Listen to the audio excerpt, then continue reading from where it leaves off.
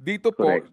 sa sinasabi po ninyo sa ICC, tanging kahit na hindi konsultahin, puwedeng hindi konsultahin ang mga complainants or victims, sila lang po ang maaring puwedeng magsabi na, "Ayaw namin kasi flight risk 'yan, ayaw namin kasi magiging manganganib ang aming mga testigo." Tanging prosecutor lamang po ang kanilang kokonsultahin at kung ano sabihin ng prosecutor, yun na po yun? Wala na pong hindi na kayo tatanungin pa ng mismong mga judges dito?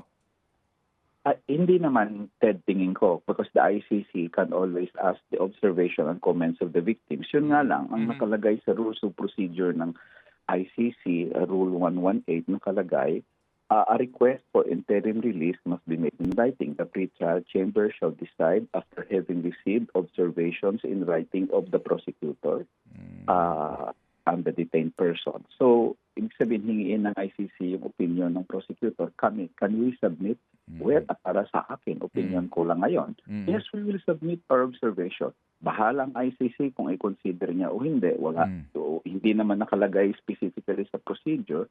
Prosecutor lang ang binanggit. But I don't see any reason that we cannot also submit. And let the ICC decide whether or not tanggapin ang obserbasyon namin. But we will surely oppose this on the level of the prosecutor and even in the level of the pre-trial chamber.